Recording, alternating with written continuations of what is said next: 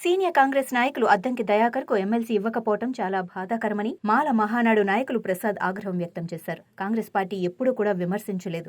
Party విధి విధానాలు కట్టుబడి కాంగ్రెస్ పార్టీలో క్రమశిక్షణ నాయకులు అద్దంకి దయాకర్ రావు అని, ఆయన్ను కాదని కొత్త వ్యక్తికి ఇవ్వటం ఎంతవరకు సమంజసమని ప్రసాద్ ప్రశ్నించారు. పోయిన అసెంబ్లీ ఎన్నికల్లో తుంగతుర్తి టికెట్ ఆశించిన అధిష్టానం ఇవ్వకపోయినా ఏమాత్రం బాధపడకుండా పార్టీకి అలాగే ముఖ్యమంత్రి రేవంత్ రెడ్డి ఆదేశాల మేరకు ఓ కార్యకర్తగా ఉంటూ ప్రజలకు అందుబాటులో ఉన్నారని అన్నారు. ఎమ్మెల్సీ ఎన్నికల్లో చివరి క్షణం వరకు దయాకర్ అన్న పేరు ప్రకటించి లాస్ట్ మినిట్ లో ఇవ్వకపోవడం మాకు ఎంతో ఆవేదన చెందామని బాధను వ్యక్తం చేశామని అన్నారు. హైకమాండ్ త్వరలో నిర్ణయం తీసుకుని ఎమ్మెల్సీ ఇవ్వాలని డిమాండ్ చేశారు.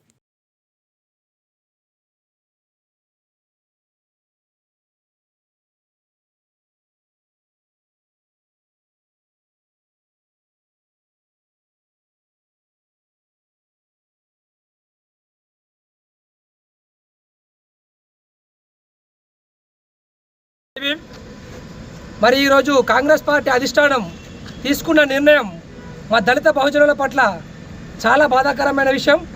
ఎందుకంటే తుంగతుర్తి టికెట్ ఆశించిన అద్దంకి దయాకర్ గత కొద్ది సంవత్సరాలుగా 10-15 సంవత్సరాలుగా కాంగ్రెస్కు అడ్డం మీద కూలీలాగా పనిచేసిన కార్యకర్త అద్దంకి దయాకర్. అటువంటి కార్యకర్తకు టికెట్ ఇవ్వకుండా మరో పార్టీ నుంచి వచ్చిన వ్యక్తికి టికెట్ ఇచ్చి ఆయన ఎమ్మెల్యేగా ప్రోత్సహించారు. అయినా కూడా దయాకర్ ఎప్పుడు కూడా పార్టీ మీద వివక్ష చూపలేదు, పార్టీ నుంచి బయటకు రాలేదు. అట్లాగే కూడా పార్టీలో ఉండి పార్టీ కోసం పనిచేసిన వ్యక్తి దయాకర్. మరియు ఇప్పుడు ఎమ్మెల్యే కోటాల్లో అయినా సరే ఎమ్మెల్సీ పదవి ఇచ్చి మంత్రి పదవి చేసి చట్టసభలోకి తీసుకుపోతామని చెప్పేసి మాట ఇచ్చారు. బహిరంగంగానే ముఖ్యమంత్రి గారు అద్దంకి దయాకర్ కాపాడుకుంటాం, చట్టసభలోకి తీసుకుంటామని చెప్పేసి బహిరంగంగానే చెప్పారు. అటువంటి వ్యక్తి మరి ఈరోజు బహిరంగంగా చెప్పిన వ్యక్తి ఈరోజు ఎందుకు నోరు మీద పడడం లేదు? ఎమ్మెల్సీ పదవి ఇస్తా అని చెప్పి, మంత్రి పదవి ఇస్తా అని చెప్పి చివరి క్షణం వరకు ఆయన పేరు ప్రకటించినాయి. లాస్ట్ మూమెంట్లో మరో సామాజిక వర్గానికి చెందిన వ్యక్తి పేరు ఎమ్మెల్సీగా ప్రకటించారు. దీన్ని కాంగ్రెస్ హైకమాండ్ పునరాలోచించాలి. వెంటనే అద్దంకి దయాకర్ పేరును ఎమ్మెల్సీ లిస్టులో చేర్చాలి. ఎమ్మెల్సీ లిస్టులో చేర్చి దళిత జాతి మీద జరుగుతున్న అవమానాన్ని తీవ్రంగా ఖండిస్తున్నాం. మా దళిత జాతికి న్యాయం చేయాలని చెప్పేసి కాంగ్రెస్ పార్టీని హెచ్చరిస్తున్నాం. ఒక దళిత జాతి నాయకుడు ఎదుగుతుంటే ఓర్వలేని సోకాల్ కొంతమంది వ్యక్తులు మాత్రమే అద్దంకి దయాకర్ యొక్క గెలుపును అడ్డుకుంటున్నారు. ఆయన కష్టపడి కార్యకర్త స్థాయి నుంచి అధికార ప్రతినిధి, టీపీసీసీ అధికార ప్రతినిధి లాగా వ్యవహరిస్తున్నాడు. కానీ ఇప్పుడు ఆయన తుంగలతొక్క ప్రయత్నం చేస్తున్నారు. ఇప్పుడు ఎమ్మెల్సీ పదవి ఇవ్వకుండా మంత్రి పదవి ఇస్తామని చెప్పారు. తర్వాత వరంగల్ ఎంపీ టికెట్ ఇస్తామంటున్నారు.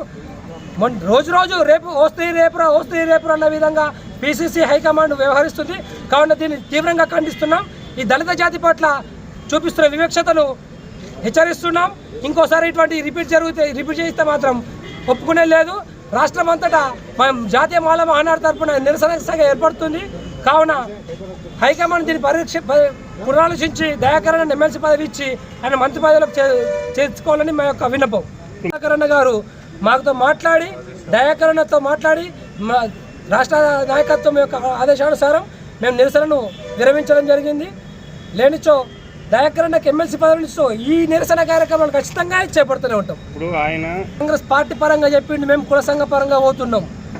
దయాకర్ చెప్పింది కాంగ్రెస్ పార్టీ తరపున, దళిత జాతి సంఘం తరపున మేము పోతున్నాం. కాంగ్రెస్ పార్టీకి సంబంధించింది కాదు, మేము జాతికి సంబంధించింది, కుల సంఘం సంబంధించిందిగా మేము నిరసన ఏర్పాటు చేస్తున్నాం.